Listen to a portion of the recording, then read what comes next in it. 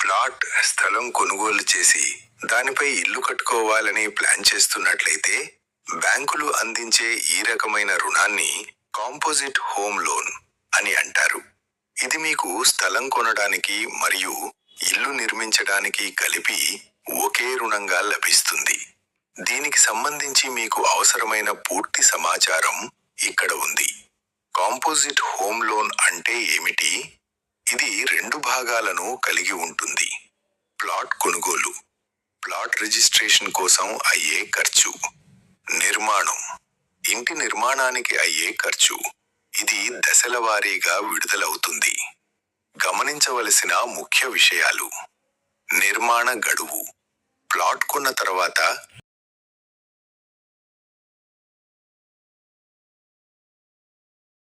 మీరు నిర్దిష్ట సమయంలోపు, సాధారణంగా 12 నుండి 24 నెలల లోపు ఇంటి నిర్మాణాన్ని ప్రారంభించాల్సి ఉంటుంది. బ్యాంకులు ఈ గడువును కఠినంగా అమలు చేస్తాయి. అంచనా: ఇంటి నిర్మాణానికి అయ్యే ఖర్చు గురించి ఒక సివిల్ ఇంజనీర్ లేదా ఆర్కిటెక్ట్ తయారు చేసిన ఎస్టిమేషన్ రిపోర్ట్ తప్పనిసరిగా సమర్పించాలి. వాయిదాల పద్ధతి. ప్లాట్ డబ్బులు ఒకేసారి చెల్లిస్తారు, కానీ నిర్మాణానికి సంబంధించిన డబ్బులను మాత్రం మీరు పని పూర్తి చేసిన దశలను బట్టి స్టేజ్డ్ డిస్బర్స్మెంట్ విడుదల చేస్తారు. కావలసిన పత్రాలు, డాక్యుమెంట్స్ రిక్వైర్డ్. సాధారణంగా బ్యాంకులు అడిగే పత్రాలు ఇవే: KYC, Aadhaar, PAN card, voter ID.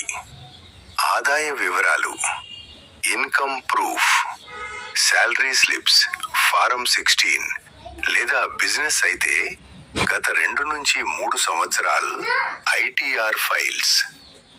ఆస్తి పత్రాలు, ప్రాపర్టీ డాక్యుమెంట్స్, సేల్ అగ్రిమెంట్ లేదా sale deed.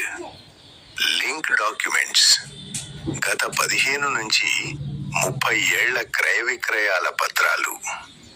Encumbrance certificate, EC. Approved building plan, స్థానిక మున్సిపాలిటీ లేదా పంచాయతీ నుంచి ఆమోదం పొందిన ప్లాన్. రుణం పొందే ప్రక్రియ. దరఖాస్తు. బ్యాంకుని ఎంచుకుని ప్లాట్ వివరాలతో దరఖాస్తు చేసుకోవాలి. వెరిఫికేషన్. బ్యాంక్ లాయర్లు మీ ప్లాట్ పత్రాలను మరియు మీరు ఇచ్చిన ఆదాయ పత్రాలను సరిచూస్తారు. Legal and technical verification.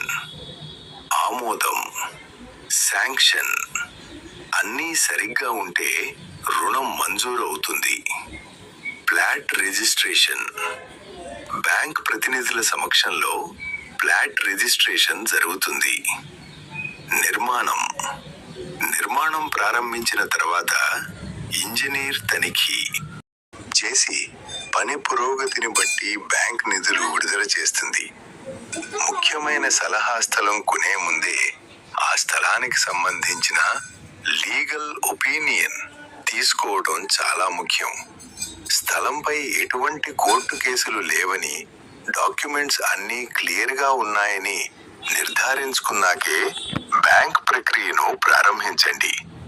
మీకు ఏదైనా నిర్దిష్టమైన బ్యాంక్ పాలసీ గురించి గానీ లేదా ఇతర వివరాల గురించి గానీ సందేహాలు ఉన్నాయా?